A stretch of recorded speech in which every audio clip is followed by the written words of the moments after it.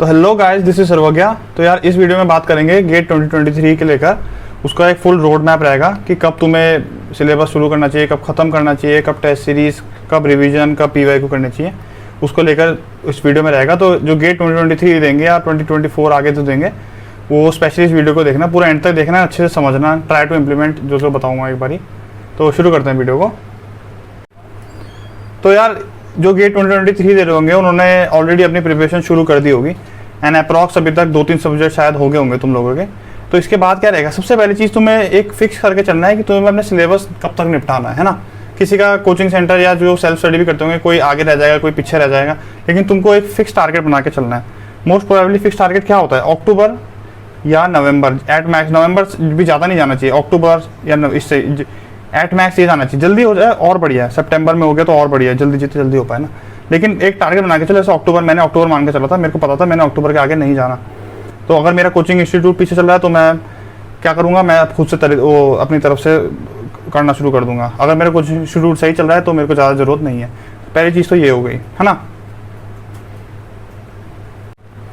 तो यार जो सब्जेक्ट्स हैं वो किस ऑर्डर में फॉलो करने चाहिए, है ना। तो मैंने वीडियो यहीं पर वीडियो का लिंक डाल दूंगा, उसमें मैंने पुराना बता रहा है कि किस ऑर्डर में तुम्हें वीडियो सब्जेक्ट्स करने चाहिए, या फिर जो अगर तुम कोचिंग इंस्टीट्यूट जाते हो तो जिस तरीके से वो पढ़ाते हैं उस तरीके से कर सकते हो, ठीक है। अब सबसे इंपॉर्टेंट चीज़ जो गेट में रहती है वो है कि बच्चे और प्रैक्टिस करते रहते हैं, लेकिन मेन जो इंपॉर्टेंट चीज़ है वो है रिवीजन। रिवीजन पे फोकस नहीं करते। तुम 1 सब्जेक्ट, 2 सब्जेक्ट, 3 सब्जेक्ट, जितने 10-11 सब्जेक्ट है ना, लेकिन एंड जाके जब तुम देखोगे तो तुम्हें एंड रिजल्ट क्या मिलेगा कि तुमने रिवीजन नहीं करा, तो तुम पुराने वाले सब भूल चुके हो। इंपॉर्टेंट चीज़ है रिवीजन, एंड देन इंपॉर्टेंट चीज़ है कि नए क्वेश्चंस, न्यू क्वेश्चंस, है ना। तो पहली प्रायोरिटी मिलनी चाहिए इसको, सेकंड प्रायोरिटी मिलनी चाहिए इसको। रिवीजन इंपॉर्टेंट है, ये सेकंड नंबर पे आएगा। एंड न्यू क्वेश्चन में भी पहले प्रायोरिटी मिलनी चाहिए पीवाईक्यूज को, एंड फिर जाना चाहिए तुम्हें टेस्ट सीरीज पे, एंड फिर जाना चाहिए तुम्हें क्वेश्चन बैंक पे, ठीक है। तो यार अब मैं बताता हूँ मैं कैसे पढ़ता था। जैसे मैंने एक सब्जेक्ट कर लिया पूरा कम्प्लीटली, तो मैं उस सब्जेक्ट का जब जैसे वो सब्जेक्ट कंप्लीट हो गया तो मेरा जो कोचिंग इंस्टीट्यूट था वो सेकंड सब्जेक्ट में स्टार्ट कर देता था करना। तो मैं अपनी तरफ से क्या करता था, इसके सारे के सारे जो पीवाईक्यू होते हैं वो सॉल्व करता था।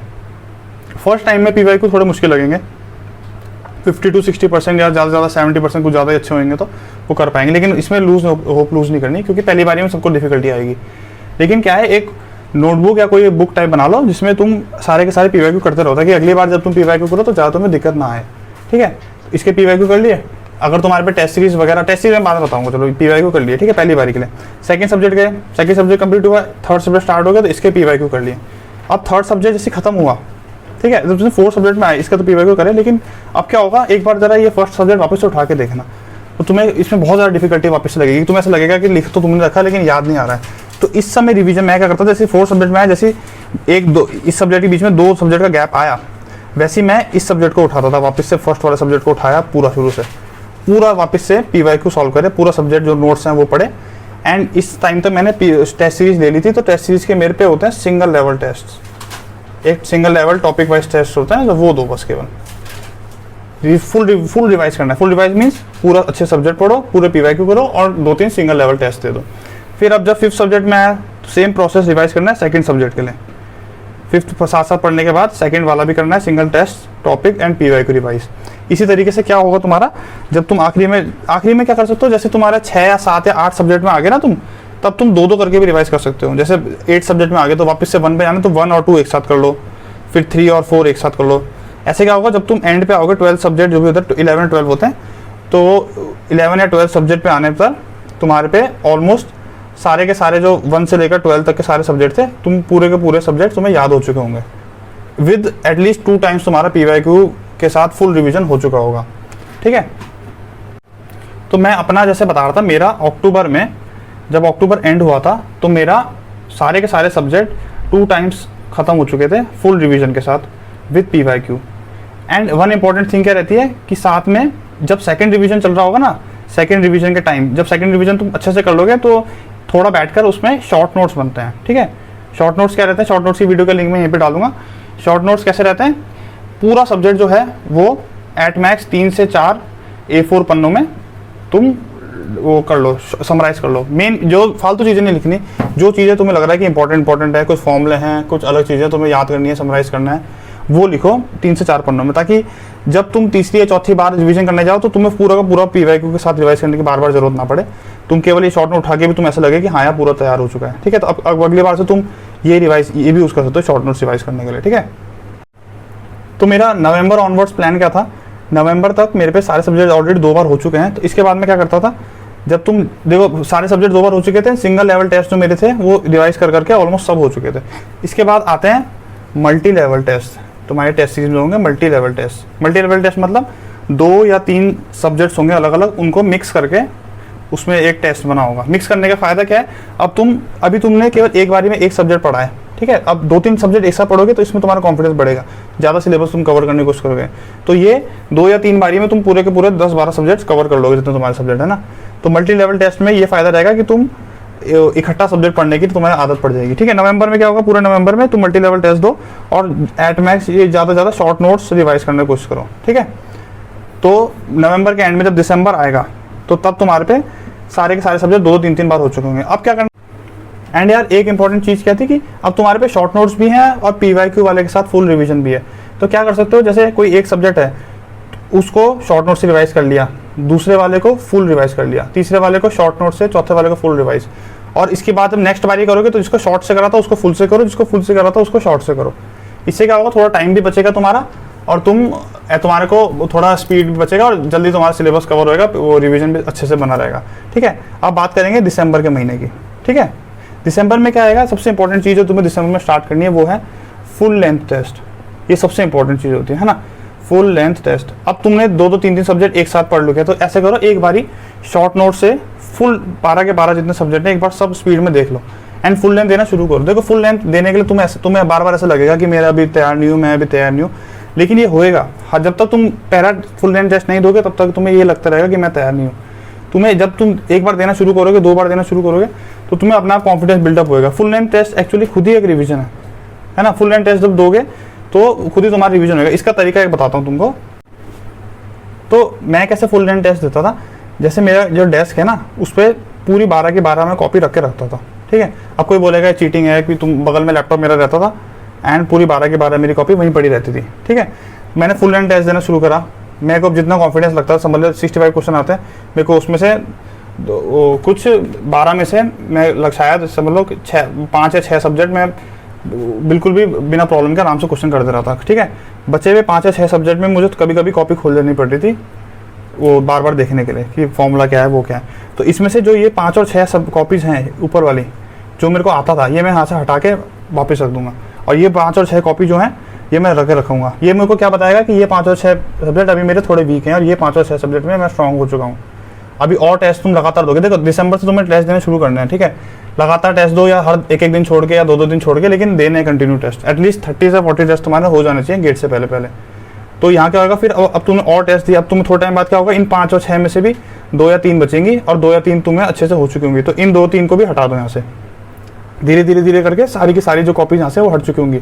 जिस दिन ये सारी की सारी कॉपी हट गई उस दिन तुम ये समझ लेना कि तुम सारे के सारे सब्जेक्ट्स तुम्हारे अब अच्छे से प्रिपेयर हो चुके हैं, तुम इस समय फुल कॉन्फिडेंट में हो, ठीक है। और ये साथ में इसके साथ में क्या रिवीजन चालू रहेगा ही रहेगा, क्योंकि कितनी देर हो गई, देखो 3 घंटे का टेस्ट होता है, ठीक है। 2 से 3 घंटे तुम्हें अच्छे से उसके क्या करना है, एनालाइज करना है पेपर में कि कहाँ तुमने गलती करी, क्या इंपॉर्टेंट क्वेश्चंस थे, उनको एक अलग से कॉपी बनानी है, वहाँ पर तुम्हें नोट करना है, ठीक है। तो इससे मतलब ये होना चाहिए कि एक गलती अगर हो गई तो वो गलती दोबारा रिपीट नहीं होनी चाहिए। तो साथ में बचा हुआ टाइम में क्या करना है, रिवीजन करना है, बस केवल रिवीजन। इंपॉर्टेंट चीज़ क्या रहेगी, पीवाईक्यू। अगर पहले पीवाईक्यू इंपॉर्टेंट है और टेस्ट सीरीज तो दे दिया, ये इंपॉर्टेंट है, रिवीजन के साथ शॉर्ट नोट्स कर लो। एक होते हैं साथ में क्या, माइक्रो नोट्स। कुछ को ज़रूरत पड़ती है, कुछ को नहीं पड़ती। माइक्रो नोट्स कहाँ जरूरी होते हैं, अगर कुछ फॉर्मूले हैं, मैथमेटिकल फॉर्मूले हैं, कुछ अलग अलग इंपॉर्टेंट चीज़ें जो तुम बार बार भूल रहे हो, है ना, बार बार मतलब ऐसा कुछ लगता है ऐसा कुछ था लेकिन तुम्हें एग्जैक्टली याद नहीं आ रहा। तो मैं माइक्रो नोट्स की भी मैंने एक वीडियो बना रखी है, वो भी मैं शेयर करूँगा यहीं पर ही। क्या रहता है माइक्रो नोट्स, केवल एक A4 पन्ना बस, एट में एक या ज़्यादा कुछ ज़्यादा बड़ा सब्जेक्ट होगा तो 2 बस। उसमें क्या रहेंगे, केवल वो फॉर्मूले या वो चीज़ें जो तुम भूल रहे हो बार बार। जैसे IP की वो नेटवर्क सिक्योरिटी की बात करो तो कंप्यूटर नेटवर्क्स की, तो जैसे कुछ हेडर है, उसका हेडर के कौन से फॉर्मेट है, कहाँ पर क्या चीज़ आती थी, कितने बाइट की, कितने बिट्स की, क्या है वो चीज़ें, वो डायग्राम रख लो। क्या करना है, रोज़ सुबह मॉर्निंग होगी जब, तो आराम से सुबह उठ कर एक बार पूरा उसे अच्छे से देखकर सारे सब्जेक्ट के माइक्रो नोट्स अच्छे से देख लो। इससे क्या होएगा, 10-15 दिन बाद तुमको वो रट चुके होंगे, तो जो तुम भूलने की गलती कर रहे थे वो अब तुम कभी नहीं भूलोगे, है ना। तो ऐसा होएगा कि दिसंबर और जनवरी तुम्हारा फुल रिवीजन एंड ये फुल लेंथ टेस्ट देने में निकल जाएगा। अब अगर तुम इसके बीच में तुम्हें ऐसा लगता है कि यार अभी भी तुम्हें कम पड़ रहा है, तो इसके बाद तुम क्वेश्चन बैंक्स एंड जहाँ से भी तुम्हें नेट से रिसोर्स मिल रहा है, वो सब जगह से जो भी क्वेश्चन मिल पा रहे हैं, जहाँ से भी मिल पा रहा है, वो सब प्रैक्टिस करो, ठीक है। इस समय बहुत सारे जो इंस्टीट्यूट वगैरह रहते हैं वो free all India test series launch करते हैं, उसमें वो करो, पार्टिसिपेट करो, क्योंकि उसमें बहुत सारे बच्चे अप्लाई करते हैं। उसमें तुम्हें थोड़ा पता चलेगा तुम कहाँ पर इस समय लैंड करते हो पूरे इंडिया में, है ना। तो यार यहाँ पर तुम रेडी हो चुके होगे, है ना। पर अभी ये बात होती है कि स्टार्ट कैसे करें और कितने घंटे पढ़ें, कितनी देर ना पढ़ें, है ना। तो टाइम कितना आवर्स पढ़ें, देखो स्टार्ट करने के लिए तुम स्टार्ट कर सकते हो आराम से 5 से 6 घंटे के लिए ना, इजी। 5 से 6 घंटे एक दिन में देना कोई ज़्यादा बड़ी बात नहीं है। एंड अगर तुमने एक बार ये देना शुरू कर दिया ना, फिर तुम धीरे धीरे करके अगर तुम गेट के अंदर अच्छे से इन्वॉल्व हो गए तो तुम्हें थोड़े टाइम में लगेगा 5 से 6 घंटे कम है, तुम अपने आप टाइम बढ़ाओगे, 7 घंटे, 8 घंटे, 9 घंटे। हर महीने ऐसा करो कि एक महीना 5 से 6 घंटे चलाओ, नेक्स्ट महीने 1 घंटा बढ़ा दो, नेक्स्ट महीने 1 घंटा बढ़ा दो, 1 घंटा बढ़ाओ, 1 घंटा बढ़ाओ, 10, 11, 12। तो एक टाइम बाद तुम आराम से देखोगे कि 12 घंटे भी जब मैं देता था, 12 घंटे भी मुझे कम पड़ते थे। जब मैं आखिरी में आया था ना, अक्टूबर तक आ गया था मेरा सिलेबस, अक्टूबर, नवंबर, दिसंबर और जनवरी, ये 4 महीने में ये स्टार्टिंग में मैं करीब 12+ आवर्स पढ़ता था, एंड 12+ आवर्स इस टाइम पे अक्टूबर नवंबर पे। एंड जब दिसंबर जनवरी का टाइम आ गया था तो ऑलमोस्ट मैं 13 से लेकर 14 आवर्स तो एट मैक्स जाता ही था, कभी कभी 14+ आवर्स भी चले जाता था। एंड ये टाइम भी तुम्हें कम लगेगा। तो अगर तुम अभी देखो ये स्टार्टिंग में नहीं इतने देने की जरूरत नहीं है, स्टार्टिंग में 5 से 6 घंटे शुरू करो एंड धीरे धीरे टाइम बढ़ाने की कोशिश करो, है ना। तो तुम अपने आप ही देखो कि देखो बहुत सारे गेट में तुम्हें पता है कितना ज़्यादा कॉम्पिटिशन है। तो ये देखो ये शेड्यूल मेरा यही था ऐसा बोल। अब तो यार ये मेरा शेड्यूल था जो मैंने जैसे फॉलो करा था। हो सकता है किसी का कुछ और शेड्यूल रहा हो, किसी को कुछ और सूट करता हो। अपने हिसाब से इसको एडजस्ट करना, तुम्हें जो लगता है अपने हिसाब से तो तुमको सही लगेगा उसको बनाने की कोशिश करो। एंड ऑल यही था वीडियो में यार। दैट्स तो लाइक कर देना वीडियो को, चैनल को सब्सक्राइब कर देना एंड थैंक यू एवरीवन।